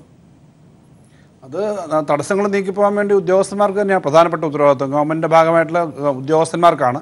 പക്ഷേ പ്രായോഗികമായ ചില കാര്യങ്ങളുണ്ടെന്നുള്ളത് നമ്മൾ മനസ്സിലാക്കണം. ഞാൻ ഈ ദുരന്ത സ്ഥലങ്ങളിൽ പലതവണ പല ദിവസങ്ങളിലായിട്ട് ഉണ്ടായിരുന്നതാണ്. കഴിഞ്ഞ 2 ദിവസം മുമ്പ് വരെ, ഇന്നലേക്ക് മുമ്പ് വരെ അവിടെ ഉണ്ടായിരുന്നതാണ് പല സ്ഥലങ്ങളിലും. ചില സ്ഥലത്തൊക്കെ തിരുവോണത്തിൻ്റെ ദിവസമോ തിരുവോണം കഴിഞ്ഞ ദിവസമോ കഴിഞ്ഞിട്ടോ 25, 26 ആയിട്ടാണ് ആളുകൾ വീട്ടിലേക്ക് വന്നിട്ടുള്ളത്. ഇപ്പോഴും മറ്റു പല സ്ഥലങ്ങളിലേക്ക് പോയ ആളുകളുണ്ട്. അതായത് ബന്ധുവീടുകളിൽ എല്ലാവരും ദുരിതാശ്വാസ ക്യാമ്പിലേക്ക് 13 ലക്ഷം ആളുകൾ വന്നതിനൊപ്പം എല്ലാവരും വന്നെന്ന് കരുതണ്ട. ഏറെ ആളുകൾ അവിടെ തന്നെയുള്ള അടുത്തുള്ള വീടുകളിലേക്ക് പോയവരുണ്ട്, അവിടുന്ന് ഇപ്പോൾ അടുത്ത ജില്ലകളിലേക്ക് വീടുകളിൽ പോയവരുണ്ട്. ഇങ്ങനെയൊക്കെയുള്ള ആളുകൾ തിരിച്ചു വരുന്നതിൻ്റെയും അവരെ കണക്കെടുക്കുന്നതിൻ്റെ അടക്കമുള്ള ചില പ്രശ്നങ്ങൾ അവിടെ ഉണ്ട്. പിന്നെ ബാങ്ക് അക്കൗണ്ടിൻ്റെ ഈ പണം വരുന്നതിൻ്റെ 3-4 ദിവസം അവധിയായിരുന്നുകൊണ്ട് പണം, അത് കഴിഞ്ഞ ദിവസം നിയമസഭയിൽ പറഞ്ഞ കാര്യം വായിച്ചതാണ്, പണം ആ ദിവസങ്ങളിൽ ട്രാൻസ്ഫർ ചെയ്യാൻ കഴിയാത്തതിൻ്റെയൊക്കെ പ്രശ്നമുണ്ട്. പുതിയ ചില തീരുമാനങ്ങളുണ്ട്. ഇപ്പോൾ കുടിവെള്ളം അടക്കമുള്ള കാര്യങ്ങളിൽ വലിയ പ്രശ്നമാണ് എല്ലാ സ്ഥലത്തും. കുടിവെള്ളം ഇഷ്ടംപോലെ വെള്ളമുള്ള സ്ഥലമാണ്, പക്ഷേ കിണറ്റിനകത്തെല്ലാം വെള്ളം കയറി മറിഞ്ഞുപോയി. അതായത് കവിഞ്ഞൊഴുകി വന്ന വെള്ളം ചെളിയും അഴുക്കും ജന്തുജീവികളുടെ ജഡവും എല്ലാം ഉള്ള വെള്ളം കയറി കിണറ്റിനകത്ത് കയറിയതുണ്ട്. അത് ശുചീകരിക്കണം. അങ്ങനെ 1 പ്രാവശ്യം ശുചീകരിച്ചാലും 2 പ്രാവശ്യം ശുചീകരിച്ചാലും അത് കുടിക്കാൻ പറ്റുന്നില്ല. ഇതിനൊക്കെ നമ്മുടെ ഇഷ്ടംപോലെ പണമോ ഒക്കെ ഉണ്ടെങ്കിൽ പോലും അതിനുള്ള ആളും യന്ത്രങ്ങളും വേണം. പ്രത്യേകിച്ച് ഈ മോട്ടറുകൾ പ്രായോഗികമായിട്ട് നമ്മൾ ഈ സഹായിക്കാനായിട്ട് മറ്റ് സ്ഥലങ്ങളിൽ നിന്ന് പോകുന്നവർ നേരിടുന്നൊരു പ്രശ്നമാണ്. ധാരാളം മോട്ടറുകളുണ്ടെങ്കിലേ വെള്ളം പമ്പ് ചെയ്ത് കളഞ്ഞിട്ട് നമുക്ക് എടുക്കാൻ പറ്റും. അപ്പോൾ ഇങ്ങനെയൊക്കെയുള്ള പ്രായോഗികമായ പ്രശ്നങ്ങളുണ്ട്. പണം കൊടുക്കുന്നതിൻ്റെ കാര്യത്തിനകത്ത് ബാങ്ക് അക്കൗണ്ടിൻ്റെ കാര്യമോ വന്നവർ മൊത്തം രജിസ്റ്റർ ചെയ്യുന്നതിൻ്റെ കാര്യമുണ്ട്. മുഖ്യമന്ത്രി ഇന്നും പറഞ്ഞിട്ടുണ്ട് അടിയന്തരമായ പണം കൊടുത്ത് തീർക്കണം എന്ന് പറഞ്ഞിട്ടുണ്ട്. ഒറ്റപ്പെട്ട ചില കാര്യങ്ങളിലൊക്കെ എന്നാലും ചിലപ്പോഴും അല്പം താമസിക്കാൻ സാധ്യതയുണ്ടെന്ന് കാണുന്നു. ഇവർക്ക് സാധന സാമഗ്രികൾ മേടിക്കാൻ വേണ്ടി പ്രത്യേക പണം എന്ന് പറഞ്ഞാൽ ഇവിടെ നേരത്തെ പറഞ്ഞതുപോലെ സ്കൂളിൽ പോകാനുള്ള യൂണിഫോം ഇല്ലയെന്ന് മാത്രമല്ല, വീട്ടിലെ അരിയും കറിയും വെക്കണമെങ്കിൽ ഒരു പാത്രം പോലും അവശേഷിക്കാത്ത ധാരാളം മിക്കവാറും വീടുകൾ അങ്ങനെ തന്നെയാണ്. അപ്പോൾ അതിന് പാത്രമില്ല, ഇത്രയും പാത്രം എവിടുന്ന് കിട്ടും, ഇതിപ്പോൾ ബൾക്കായിട്ട് ഈ സാധനം കിട്ടും തുടങ്ങിയ കാര്യങ്ങൾ ധാരാളമുണ്ട്. അപ്പോൾ ഇങ്ങനെയുള്ള പ്രായോഗികമായ കുറേ കാര്യങ്ങളുണ്ട്. നമ്മൾ ഇവിടെ ചർച്ച ചെയ്യുമ്പോൾ നമ്മൾ പലപ്പോഴും ഇപ്പോൾ ചർച്ച ചെയ്യുന്നത് റാന്നിയും ആലുവയും പിന്നെ കുട്ടനാടും ചെങ്ങന്നൂരുമാണ്. വണ്ടി ഇപ്പോഴും കടന്നു ചെല്ലാൻ ബുദ്ധിമുട്ടി മാത്രം വണ്ടി കടന്നു ചെല്ലുന്ന സ്ഥലങ്ങൾ ഇടുക്കിയിലുണ്ട്. നമ്മൾ അത്രയും ടെലിവിഷൻ മാധ്യമങ്ങളൊക്കെ ആ ദിവസങ്ങളിൽ അവിടെ ഇല്ലാഞ്ഞതുകൊണ്ടായിരിക്കണം ഇടുക്കിയിലെ പല സ്ഥലങ്ങളിലേക്കും വണ്ടിയൊക്കെ ഇന്നലെയൊക്കെ ചെറിയ വണ്ടിയൊക്കെ കടന്നു പോകുന്നത്. മൂന്നാറിലെ ഗവൺമെൻറ് കോളേജ് തന്നെ ഇടിച്ചു പൊടിഞ്ഞ് കിടക്കുന്നത് കണ്ടില്ലേ വെള്ളം പോയിട്ട്. അപ്പോൾ അവിടേക്ക് വണ്ടിയില്ലാത്ത സ്ഥലങ്ങളൊക്കെ ഉണ്ട്. അപ്പോൾ ഇങ്ങനത്തെ പ്രായോഗികമായ കുറേ പ്രശ്നങ്ങൾ ഈ പ്രവർത്തനങ്ങളെ ബാധിക്കുന്നുണ്ട്. അത് ഈ 2-3-4 ദിവസം കൊണ്ട് തന്നെ ആ പ്രശ്നങ്ങൾ പരിഹരിക്കുമെന്നാണ് കരുതുന്നത്. എന്തായാലും ഒരു ദുരന്തം വന്നതിൻ്റെ ഭാഗമായിട്ടുള്ള ചില പ്രശ്നങ്ങൾ പരിഹരിക്കേണ്ടതുണ്ട്. അതിന് ചില സ്ഥലത്ത് ചില സ്ഥലങ്ങളിലെങ്കിലും പ്രായോഗികമായ ചില ബുദ്ധിമുട്ട് വരുന്നുണ്ടെന്നുള്ള കാര്യം നമ്മൾ കാണേണ്ടത് തന്നെയാണെന്നാണ്. തീർച്ചയായിട്ടും. എന്തായാലും സ്ഥിരം ഒരു ദുരന്തം വന്നതുപോലെ അല്ല. അതുകൊണ്ടാണ് സ്ഥിരം ദുരന്തത്തെ കൈകാര്യം ചെയ്യുന്ന രീതിയിലുള്ള ചോദ്യങ്ങൾ നമ്മുടെ ഭാഗത്തു നിന്നുണ്ടാകുന്നത്, അന്വേഷണങ്ങൾ വരുന്നത്. പക്ഷെ അതിനപ്പുറമാണ് കാര്യം എന്നുള്ളത് ഇനിയും നമ്മൾ മനസ്സിലാക്കേണ്ടിയിരിക്കുന്നു. പക്ഷെ അതിനു മുമ്പും ഒരു കാര്യം കൂടി ഞാൻ മനസ്സിലാക്കിയത്, ഈ പാഠപുസ്തകത്തിൻ്റെ കാര്യത്തിൽ, യൂണിഫോമിൻ്റെ കാര്യത്തിൽ സർക്കാർ പ്രത്യേകിച്ച് വിദ്യാഭ്യാസ വകുപ്പ് ഒക്കെ കൃത്യമായി ഇന്നലെ 31-ാം തീയതി വരെ അതാത് സ്കൂളുകളിൽ അത് നഷ്ടപ്പെട്ടവർ രജിസ്റ്റർ ചെയ്യണം, അത് അറിയിക്കണമെന്ന് പറഞ്ഞിട്ടുണ്ടായിരുന്നു. അവർ അത് രേഖപ്പെടുത്തിയിട്ടുണ്ടാകും. അതനുസരിച്ച് അടുത്ത ദിവസങ്ങളിൽ യൂണിഫോം പോലും അവർക്ക് കൊടുക്കാൻ സംസ്ഥാന സർക്കാർ തയ്യാറാകുന്നു എന്നാണ് ഞാൻ മനസ്സിലാക്കുന്നത്. ശ്രീ കെ ബാലഗോപാലിനകത്ത് അത് വാർത്ത ശരിയല്ലെങ്കിൽ തിരുത്താം, പക്ഷേ ഞാൻ മനസ്സിലാക്കിയത് അങ്ങനെ. ശ്രീ ജിജി തോംസൺ, അപ്പോൾ ഈ കാര്യത്തിൽ കൃത്യമായി നമ്മൾ സമീപനത്തിലൊരു മാറ്റം വരുത്തേണ്ടതുണ്ട്. ഇപ്പോഴും എന്ത് തരം ദുരന്തമാണ് എന്നുള്ളത് നമ്മളിൽ തന്നെ പലരും മനസ്സിലാക്കിയിട്ടുണ്ടോ എന്ന് സംശയമുണ്ട്. അതുകൊണ്ട് തന്നെ പഴയ പല്ലവിയിൽ നമ്മൾ ചോദ്യങ്ങൾ ഉന്നയിക്കുന്നു എന്നൊരു തോന്നൽ, ഈ ചർച്ച പോലും നമ്മൾ അങ്ങനെ തോന്നിപ്പിക്കുന്നു എന്നൊരു പ്രതീതി എനിക്കുണ്ട്. ശ്രീ ജിജി തോംസൺ അത് വിശദമാക്കാം. ഒരു കാര്യം കൂടി, കേരളത്തെ പ്രത്യേകിച്ച് കാണേണ്ട ഒരു ഘട്ടമല്ലേ ഇത്? കേരളത്തിന് മാത്രം എന്ത് പ്രത്യേകത? ഗുജറാത്തിലെ മറ്റുള്ള സ്ഥലങ്ങളിലെ ഉത്തരാഖണ്ഡിലെ എന്ന് ചോദിക്കുന്നവർക്ക് ഒരു വലിയ ദേശീയ പാർട്ടി എന്നുള്ള നിലയ്ക്ക് BJPക്ക് ഒരുപക്ഷെ കേരളത്തെ മാത്രം പ്രത്യേകിച്ച് കാണാൻ സാധിക്കില്ലായിരിക്കാം. പക്ഷെ നമുക്ക് കേരളത്തിലുള്ളവരുടെ കാര്യങ്ങൾ നോക്കുമ്പോൾ ഇവിടെ ആളുകൾക്ക് ഏത് രീതിയിലുള്ള പ്രശ്നങ്ങൾ ഉണ്ടെന്നുള്ളത് നമുക്ക് നോക്കിയേ പറ്റൂ. അത് മറ്റുള്ള സ്ഥലങ്ങളുമായി താരതമ്യം ചെയ്യുമ്പോൾ വ്യത്യസ്തമാണ്, പഴയ അവസ്ഥയിലുള്ള ദുരന്തമല്ല. അതുകൊണ്ട് ബാങ്കുകളുടെ പ്രവർത്തനം ഞാൻ നേരത്തെ പറഞ്ഞതുപോലെ, ഇവിടെ പെട്രോൾ ഡീസൽ വില, ഇന്ധന വില ഈ സമയത്ത് വർദ്ധിപ്പിക്കരുത്, അതിനെന്തെങ്കിലും സഹായം വേണം, സബ്സിഡി എന്തെങ്കിലും കൊടുക്കാൻ പറ്റുമെങ്കിൽ അങ്ങനെ ഇവിടത്തേക്ക് മാത്രമായ ചില ശീലങ്ങൾ ഈ ഘട്ടത്തിൽ വേണ്ടതല്ലേ ശ്രീ ജിജി തോംസൺ? ഇല്ല, നമ്മൾ കേരളം കണ്ട ഏറ്റവും വലിയ മഹാദുരന്തമാണിതെന്നുള്ള കാര്യത്തിൽ ആർക്കും സംശയമില്ല. കേന്ദ്ര ഗവൺമെൻറ് പോലും ഇത് ലെവൽ 3 എന്നാണ് വിശേഷിപ്പിച്ചിരിക്കുന്നത്. അപ്പോൾ ഏറ്റവും കഠിനമായ ദുരന്തം തന്നെയാണ്. അപ്പോൾ മറ്റ് സംസ്ഥാനങ്ങളുണ്ടായ ദുരന്തവുമായിട്ട് ഒന്നും നമ്മൾ താരതമ്യം ചെയ്യാൻ പാടില്ല. കാരണം ഇങ്ങനെയുള്ള ദുരന്തങ്ങൾ ഓരോ രാജ്യത്തിലും ഉണ്ടാകുമ്പോഴും അതിൻ്റെ പ്രത്യേകതകളുണ്ട്, അതിൻ്റെ പ്രത്യേക രീതികളുണ്ട്. അപ്പോൾ അതുകൊണ്ട് നമ്മൾ ഇത് മറ്റൊരു സംസ്ഥാനവുമായിട്ട് കമ്പയർ ചെയ്യാൻ പാടില്ല. കാരണം ഇവിടെ നടന്ന കാര്യങ്ങൾ തന്നെ നോക്കുക.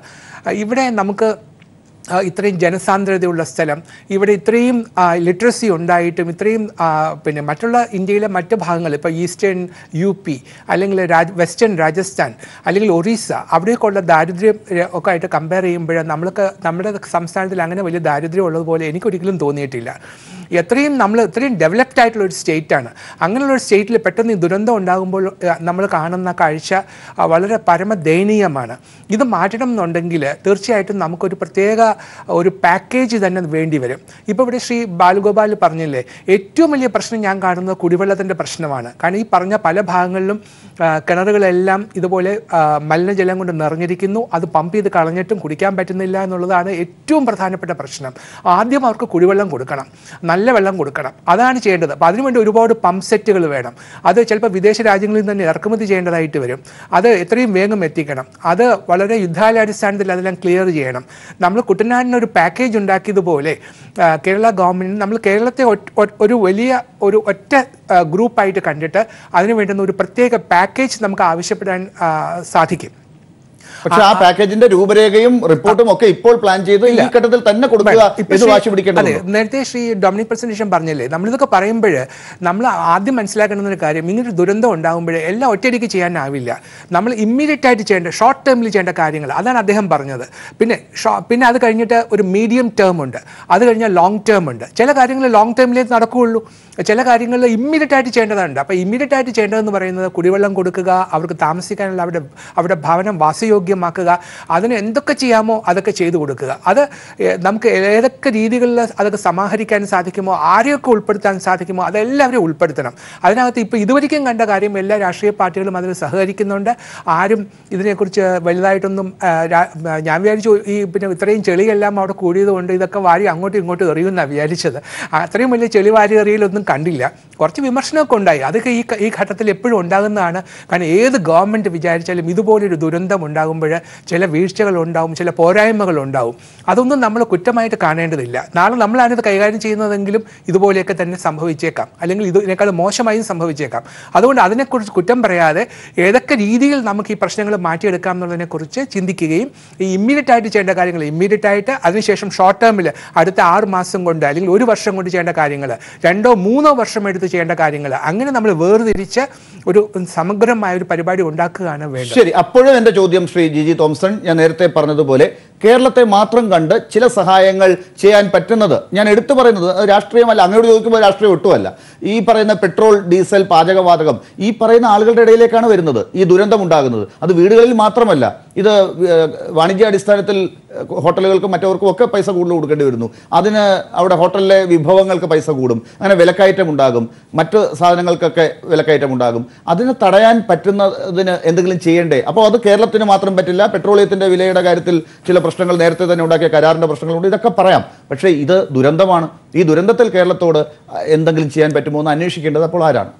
ഇല്ല, തീർച്ചയായിട്ടും നമ്മൾ കേന്ദ്ര ഗവൺമെൻറ് ഈ വക കാര്യങ്ങളിൽ കുറേ കൂടി ഒരു സൗജന്യമായ അല്ലെങ്കിൽ കുറച്ചുകൂടി ലിബറലായിട്ടുള്ള ഒരു പോളിസി എടുക്കാൻ ഒരു പക്ഷേ സാധിച്ചേക്കും. ചില കാര്യങ്ങൾ അവർക്ക് ഇന്ത്യക്ക് ഏതെങ്കിലും ഒരു സംസ്ഥാനത്തിന് പ്രത്യേകിച്ച് ഒന്നും ഉണ്ടാക്കാൻ പറ്റിയെന്ന് വരില്ല. ഇപ്പോൾ പെട്രോൾ വില, പാചകവാത വില എല്ലാം കൂടിക്കൊണ്ടിരിക്കുന്നു. സാധാരണക്കാർക്ക് അത് വലിയ ബുദ്ധിമുട്ടുണ്ടാക്കുന്നുള്ളത് സത്യം മാത്രമാണ്. പക്ഷേ അത് കേരളത്തിന് മാത്രം ബാധകമാക്കാൻ പറ്റില്ല എന്ന് എങ്ങനെ പറയാൻ സാധിക്കും? അപ്പോൾ അതുകൊണ്ട് അത് ചെയ്യാൻ പറ്റുന്ന ഒരു പക്ഷേ വേറെ സബ്സിഡി എന്നുള്ള നിരക്കിലോ ഇവിടെ എന്തെങ്കിലും കൊടുക്കുകയോ അല്ലെങ്കിൽ ചില കാര്യങ്ങളിൽ മാറ്റങ്ങൾ വരുത്തുകയോ ചെയ്യാം. ഇപ്പോൾ നമ്മളിപ്പോൾ ഇൻകം ടാക്സ് റിട്ടേൺസ് ഫയൽ ചെയ്യേണ്ട ദിവസം കഴിഞ്ഞോ, ഇപ്പോൾ 15 ദിവസം കൂടെ നമുക്ക് നീട്ടിത്തന്നു. കാരണം ഇത് പ്രളയ ദുരിതം അനുഭവിക്കുന്ന സംസ്ഥാനമാണ് എന്ന് പറഞ്ഞിട്ട് ഇൻകം ടാക്സ് ഡിപ്പാർട്ട്മെൻറ്റ് ആ ഡേറ്റ് കൂട്ടിത്തന്നു. അതൊരു കൂട്ടിയിട്ടുണ്ട്. അങ്ങനെയുള്ള ചില കാര്യങ്ങളിൽ ചെയ്യാം. ഏതൊക്കെ കാര്യങ്ങൾ ചെയ്യണം എന്നുള്ളത് നമ്മൾ തന്നെ ഐഡൻറ്റിഫൈ ചെയ്യണം. ഇന്ത്യ രാജ്യത്തിന് മൊത്തമായിട്ടുള്ള ഒരു പോളിസി ഏതെങ്കിലും ഒരു സംസ്ഥാനത്തിന് വേണ്ടി മാറ്റാൻ പറ്റില്ല. ഇപ്പോൾ കാശ്മീരൊക്കെ ആണെങ്കിൽ പ്രത്യേക പദവിയുള്ള സംസ്ഥാനമാണ്, അവർക്ക് വേണമെങ്കിൽ ഭരണഘടന അനുസരിച്ച് അവർക്ക് ചില പ്രത്യേകതകളൊക്കെ കൊടുക്കാൻ ഗവൺമെൻറ് ബാധ്യസ്ഥമാണ്. പക്ഷേ മറ്റുള്ള സംസ്ഥാനങ്ങളിൽ നമുക്ക് മാത്രമായിട്ട് എന്തെങ്കിലും പ്രത്യേകം ചെയ്യണമെന്ന് പറഞ്ഞാൽ അത് കേന്ദ്ര ഗവൺമെൻറ്റിന് ചിലപ്പോൾ തീർച്ചയായിട്ടും ആ കാര്യത്തിൽ ഞാൻ വാശി പിടിക്കുകയല്ല. പക്ഷേ കേരളത്തിന് ഒരു പ്രത്യേക പദവി ഇപ്പോൾ ഉണ്ട്, അത് ദുരന്തം ബാധിച്ച സംസ്ഥാനം എന്നുള്ളതാണ്. അതിനെ ഇതിൽ എവിടെ ഉൾപ്പെടുത്താൻ പറ്റും എന്നുള്ളതാണ് അന്വേഷിച്ചുകൊണ്ടിരിക്കുന്നത്. പാവം ദുരന്ത ബാധിതരും. ഞാൻ മുൻ ചീഫ് സെക്രട്ടറി ബുദ്ധിമുട്ടിക്കുന്നില്ല ആ കാര്യത്തിൽ വീണ്ടും ചോദിച്ച് ശ്രീ ബാലഗോപാലിലേക്ക് വരുന്നതിന് മുമ്പ് ശ്രീ ഡൊമിനിക് പ്രസന്റേഷൻ. പക്ഷേ ഈ കാര്യത്തിൽ ഇവിടെ നേരത്തെ സൂചിപ്പിച്ച ഒരു ഒരുമ ഉണ്ടാകേണ്ടതുണ്ട്. മുഖ്യമന്ത്രി അത് എപ്പോഴും ആവശ്യപ്പെടുന്നതും അതിനനുസരിച്ച് കേരളം ഇപ്പോൾ ആ ഒരുമയ്ക്ക് വേണ്ടി അതിനെ റൊട്ടേറ്റ് ചെയ്യുന്നത് നമ്മളിപ്പോൾ കാണുന്നുണ്ട്. ആ ഒരു വലയത്തിന് ചുറ്റും നിലനിൽക്കുന്നത് നമ്മൾ കാണുന്നുണ്ട്. അപ്പോൾ അങ്ങനെയുള്ള ആ ഒരുമയുടെ ഘട്ടത്തിൽ പല കാര്യങ്ങളിലും ഭിന്നാഭിപ്രായം വരാൻ സാധ്യതയുള്ളതിൽ ഒന്ന്, ഇന്ന് CPM-ൻ്റെ സംസ്ഥാന സെക്രട്ടറി വാർത്താ സമ്മേളനത്തിൽ തന്നെ പറഞ്ഞ ഒരു കാര്യമുണ്ട്. അതായത് പരിസ്ഥിതി സൗഹൃദമായി വേണം ഇനി അങ്ങോട്ടുള്ള ചില നിർമ്മാണ പ്രവർത്തനങ്ങളെ സമീപിക്കേണ്ടത് എന്ന കാര്യത്തിൽ. കെട്ടിട നിർമ്മാണം ഉൾപ്പെടെയുള്ള കാര്യങ്ങൾക്ക് പരിസ്ഥിതിക്ക് അനുസൃതമായ നിലപാടാണ് എടുക്കേണ്ടത് എന്നത്. അത് കസ്തൂരിരംഗൻ്റെ കാര്യത്തിൽ പ്രത്യേകിച്ച് ഹരിത ട്രിബ്യൂണലിൽ നിന്നൊരു വിധിയും കൂടി ഇപ്പോൾ ഇന്ന് പരാമർശം കൂടി ഇന്നലെ ഉണ്ടായിരിക്കുന്ന ഘട്ടത്തിൽ ഇതൊരു വളരെ ഗൗരവമായി രാഷ്ട്രീയ പാർട്ടികൾ ഉൾപ്പെടെ ചിന്തിക്കേണ്ട കാര്യമാണ്. ഈ പ്രളയ അനന്തര കേരളത്തിൻ്റെ നവ സൃഷ്ടിക്ക് അത് വലിയ ആ ഒരുമ ആവശ്യവുമുണ്ട്. എന്താണ് നിലപാട്? ഞങ്ങൾ അനുകൂലമാണല്ലോ തന്നെ. ലാലൊരു കാര്യം ആലോചിക്കേണ്ടത്, നിയമസഭയ്ക്കകത്ത് ഇതിനെക്കുറിച്ച് പ്രധാനമായിട്ടും പറഞ്ഞ നമ്മുടെ മുൻ മുഖ്യമന്ത്രി ശ്രീ VS ആണ്. അതിനെ ആരാ എതിർത്തത്? അതിനെ ഭംഗേന്ദ്രന് എതിരായിട്ട് പറഞ്ഞ ആരൊക്കെയാ? ഒന്ന് അൻവർ MLA, 2 രാജേന്ദ്രൻ. രാഷ്ട്രീയം പറയാനല്ല ഞാൻ അങ്ങയോട് ഈ ചോദ്യം ഉന്നയിച്ചത്. അങ്ങനെ പറയുകയാണെങ്കിൽ നമുക്ക് ഈ കസ്തൂരിരംഗന്റെ കാലഘട്ടത്തിൽ ആരാണ് റോഡിൽ കുത്തിയിരുന്നത്, മലയോര സമരം നടത്തിയത്, അവിടെ PT തോമസ് എന്തുകൊണ്ട് അവിടെ നിന്ന് ഇറങ്ങിപ്പോകേണ്ടി വരുന്ന ഘട്ടമുണ്ടായി എന്നൊക്കെ ചോദിക്കേണ്ടി വരും. അത്തരം കാര്യങ്ങൾ നമ്മൾ ചോദിക്കാതെ രാഷ്ട്രീയത്തിലേക്ക് പോകാതെ നമ്മൾ കൃത്യമായി ഈ കാര്യത്തിൽ ഒരു ഭിന്നിപ്പും ഉണ്ടാകാതെ ഒരുമയോടുകൂടി നിൽക്കേണ്ട ഒരു ഘട്ടം നാളത്തെ കേരളത്തിന് അങ്ങനെ ആരും ഇനി വാശി പിടിച്ച് വന്നാലും അത് ചെയ്യരുത് എന്നാണ്. ഈ നിയമസഭയിൽ അങ്ങ് പറഞ്ഞല്ലോ, അപ്പോഴും നിയമസഭയിൽ UDFന്റെ ഭാഗത്തുനിന്ന് ഒരു MLA, ഒരു പാർട്ടിയുടെ നേതാവ് എഴുന്നേറ്റെന്ന് ചോദിച്ചത് മുഖ്യമന്ത്രി ഈ ഇടുക്കിയിലുള്ളവരെല്ലാം ഒഴിപ്പിക്കാൻ പോവുകയാണോ എന്നാണ്. ഒരു ആടിനെ പട്ടിയാക്കരുതെന്നാണ് മുഖ്യമന്ത്രി അപ്പോൾ അതിന് മറുപടി പറഞ്ഞത്. അതും അങ്ങ് ഓർക്കുന്നുണ്ടാകും. അപ്പോൾ രാഷ്ട്രീയം നമ്മൾ ഇതിനകത്ത് പറയരുത്, കൃത്യമായ നിലപാടാണ് വേണ്ടത്. ലാല് പറഞ്ഞ സംബന്ധിച്ച് അപ്പൊ ഇതിന്റെ അഡ്വാൻറ്റേജ് കിട്ടിയ ഇടതുപക്ഷ മുന്നണിക്കല്ല കിട്ടിയത്. ഇടുക്കിയൊരു MP കിട്ടിയില്ല, എന്നെ പറയിപ്പിക്കലായിരുന്നു.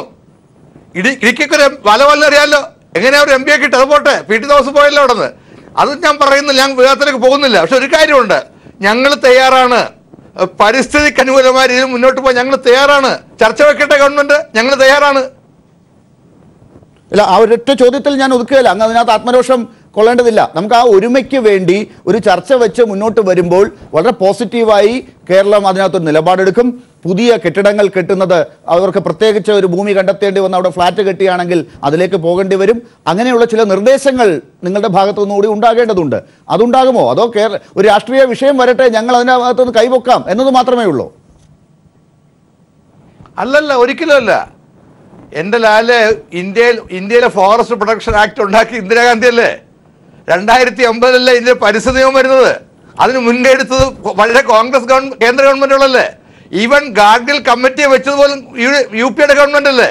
അപ്പൊ ഞങ്ങൾക്ക് ഇതൊന്നും അങ്ങനെ ഒന്നുമില്ല. പക്ഷെ ജനങ്ങൾക്കൂടെ അനുകൂലമായ ഇത് പോകണമെന്നാണ് ഞങ്ങളുടെ അഭിപ്രായം. അതുകൊണ്ട് ഞങ്ങൾ ഇതിന് വളരെ ഓപ്പണാണ് ഇക്കാര്യത്തിൽ. നമുക്ക് ചർച്ച നടത്താം, തീരദേശം ഉൾപ്പെടെ.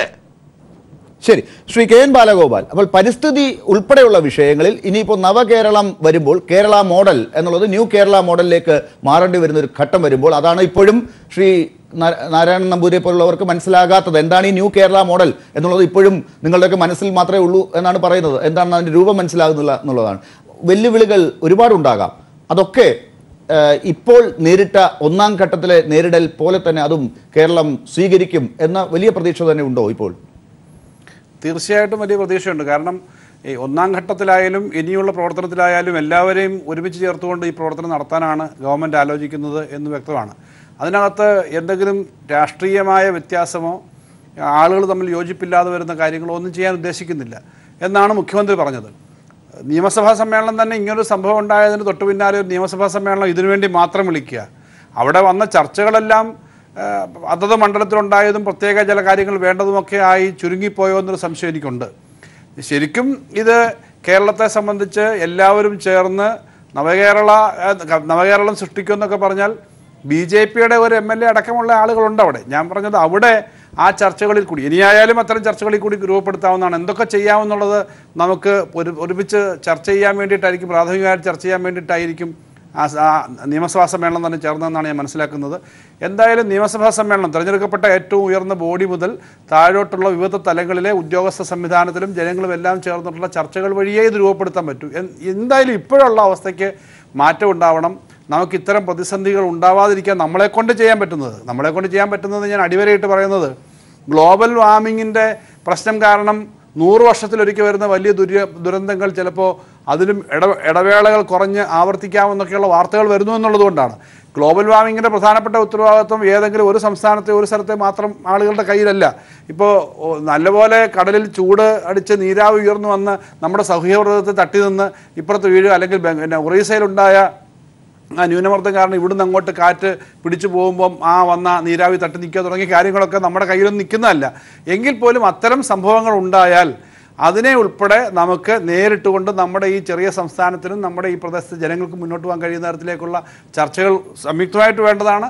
വളരെ പോസിറ്റീവായിട്ട് ആളുകളെല്ലാം ചേർന്ന് തന്നെ ഈ കാര്യം കാണും. ഒരു കാര്യം വളരെ കൃത്യമാണ്, ഒരു വലിയ പ്രതിസന്ധി വരുന്ന സമയത്ത് അവിടെ ആളുകൾ ഇത്തരം കാര്യങ്ങളിലൊന്നും ഡിവൈഡഡ് ആയിട്ട് നിന്നിട്ടില്ല എന്നുള്ളത് വളരെ പ്രധാനപ്പെട്ട കാര്യമാണ്. ഇതിനകത്ത് ഒരു ചർച്ചയിൽ മേജർ രവി എന്ന് പറയുന്ന ഒരു പ്രധാനപ്പെട്ട അദ്ദേഹം ഇത്തരം ഒരു പ്രവർത്തനങ്ങളുടെ ഭാഗമായിട്ട് പങ്കെടുത്താണ്. അദ്ദേഹം പട്ടാളത്തിലുണ്ടായിരുന്നു, ഇത്രയും ആക്ടിവിസ്റ്റാണ്. അദ്ദേഹം പറഞ്ഞു അമ്പലത്തിലും പള്ളിയിലും ഒക്കെ ഉണ്ടായിരുന്ന ആളുകൾ, അദ്ദേഹവും അവിടെ ഒരു സ്ഥലത്തായിരുന്നു, അമ്പലത്തിലും പള്ളിയിലുമൊക്കെ ആളുകൾ ഒരുമിച്ച് മതവും ജാതിയും ഒന്നും നോക്കാതെ അവിടെ കയറി രക്ഷപ്പെട്ടിരിക്കുകയായിരുന്നു. അദ്ദേഹം പറഞ്ഞു ഞാനൊരു ദൈവവിശ്വാസിയാണ്, നിങ്ങൾ പറഞ്ഞത് ഞാൻ പള്ളിക്കകത്തും അമ്പലത്തിനകത്തും ഒന്നുമല്ല ദൈവത്തെ കണ്ടത്, അതിന് പുറത്ത് ആളുകൾ പരസ്പരം സഹായിക്കാൻ നിൽക്കുന്ന ആളുകളായിട്ട് ദൈവത്തെ ഞാൻ അതിന് പുറത്താണ് കണ്ടത് എന്ന് പറയുന്നൊരു പ്രയോഗം ദൈവനിഷേധമായിട്ടല്ല അദ്ദേഹം പറഞ്ഞത്. ഞാൻ ദൈവവിശ്വാസി, അമ്പലത്തിൽ പോകുന്ന ആളുമാണ്. പക്ഷേ ഇത്തരം ഒരു പ്രതിസന്ധി വരുമ്പോൾ എല്ലാവരും ഒരുമിച്ച് തന്നെയാണ് നിന്നത്. കടലിൽ കൂടി പോകുന്ന ബോട്ട് 100-500 അടി ഉയരമുള്ള MC റോഡിൽ കൂടി പോകുന്ന ഒരവസ്ഥയിലേക്ക് പെട്ടെന്ന് അത് എത്തിക്കാനുള്ള മത്സ്യത്തൊഴിലാളികൾ മുതലുള്ള എല്ലാവരുടെയും ആ പ്രവർത്തനം ഇനിയും തുടരും എന്നുള്ളതിന് യാതൊരു തർക്കവുമില്ല. നമുക്ക് വലിയ മാറ്റം ഉണ്ടാക്കാൻ കഴിയുമെന്നാണ് എൻ്റെ പ്രതീക്ഷ. തീർച്ചയായും. ശ്രീ നാരായണ നമ്പൂതിരി, അപ്പോഴും ഈ വലിയ ഒരിക്കലും നടക്കില്ല എന്ന് കരുതുന്ന കാര്യങ്ങളെപ്പോലും ഇങ്ങനെ ആളുകൾ തന്നെ സ്വയമേവ ഒഴുകിയെത്തി ഇത്തരം പ്രവർത്തനങ്ങളിലേക്ക് പോകുന്നത് നമ്മൾ കണ്ടു, ഇപ്പോൾ ചൂണ്ടിക്കാട്ടിയതുപോലെ. അങ്ങനെ ഒരു വലിയ ബോധത്തിന് വേണ്ടി ശ്രമിച്ച ആളുകൾ തന്നെ അങ്ങനെ മാറുമ്പോൾ, ഒരുമിക്കില്ല എന്ന് തോന്നുന്ന ആളുകൾ ഒരുമിച്ച് നിൽക്കുന്നത് കാണുന്ന ഒരു കാഴ്ച പോലും ഉണ്ടായത്, അതിനെ അങ്ങനെ ഒറ്റക്കെട്ടാക്കി മുന്നോട്ട് കൊണ്ടുപോകാൻ വേണ്ടി ശ്രമിക്കുന്ന ഒരു സർവ്വ കക്ഷികളും സർവ്വ വിഭാഗങ്ങളെയും ആണ് നമ്മളിപ്പോൾ ഇന്ന് സംസ്ഥാനത്ത് കാണുന്നത്. അവിടെ ചെയ്യേണ്ട ചില കാര്യങ്ങൾ, സംവിധാനങ്ങൾ ചെയ്യേണ്ട ചില കാര്യങ്ങൾ, അതെന്താണെന്ന് ചൂണ്ടിക്കാട്ടിയാൽ ചെയ്യാം എന്ന് പറഞ്ഞല്ലോ നേരത്തെ. ആ കാര്യത്തിൽ 1-2 കാര്യങ്ങളാണ് നേരത്തെ ചൂണ്ടിക്കാട്ടിയത്. അതായത് ബാങ്കിങ് മേഖലയിൽ കേരളത്തിന് പ്രത്യേകിച്ച് എന്ത്, സബ്സിഡി നൽകുന്ന കാര്യങ്ങളിൽ എന്തൊക്കെ, മറ്റ് തരത്തിൽ വിലക്കയറ്റമോ അതല്ലെങ്കിൽ സേവനങ്ങളോ മറ്റ് കേന്ദ്രത്തിൻ്റെ സഹായത്തോടു കൂടിയൊക്കെ നടപ്പിലാകേണ്ട സേവനങ്ങൾ, റേഷനരി വിലയുടെ കാര്യത്തിൽ റേഷനരിയുടെ പൈസ കൊടുക്കണം എന്ന് ഇപ്പോഴും നമ്മുടെ മുമ്പിൽ ഒരു വലിയ പ്രശ്നമാണല്ലോ. സാധാരണക്കാരനത് കേൾക്കുമ്പോൾ സഹിക്കില്ല. റേഷനരി പോലും കിട്ടാത്ത അവസ്ഥകളുണ്ടെങ്കിലും എനിക്ക് ആ പൈസയ്ക്ക് അതിനുവേണ്ടി പൈസ വാങ്ങുന്നല്ലോ എന്നൊരു ബോധം അവൻ്റെ മനസ്സിലുണ്ടാകുന്നത് കഷ്ടമാണ്. അപ്പോൾ അങ്ങനെയൊക്കെയുള്ള കാര്യങ്ങളിൽ ഒരു ആശ്വാസം കൊടുക്കാൻ ചെയ്യേണ്ടത് ഇത് ഇങ്ങനെ ലിസ്റ്റ് ചെയ്താലെങ്കിലും അത് ഇനി എഴുതി തന്നാലേ ചെയ്യൂ എന്ന നിർബന്ധം കാണിക്കേണ്ടതില്ലല്ലോ.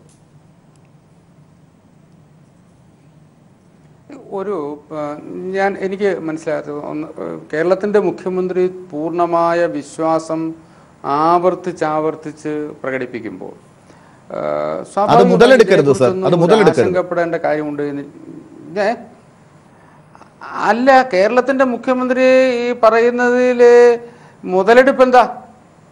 എനിക്ക് മനസ്സിലായില്ല. കേരളത്തിന്റെ മുഖ്യമന്ത്രി കേരളത്തിലെ 3 കോടിയിലേറെ വരുന്ന ജനതയുടെ മുഖ്യമന്ത്രിയാണ്, നേതാവാ. അദ്ദേഹമാണ് പറയുന്നത് എനിക്ക് വിശ്വാസമാണെന്ന്. ആ വിശ്വാസം അത് ശരിയല്ല എന്ന് പറഞ്ഞ് മുതലെടുക്കാൻ മറ്റു ചില ആളുകൾ ശ്രമിക്കുമ്പോഴാണല്ലോ പ്രശ്നം. ആ വിശ്വാസം അദ്ദേഹം കേന്ദ്രം സഹായിക്കും. പിന്നെ അതൊരു വിഷയമല്ലല്ലോ.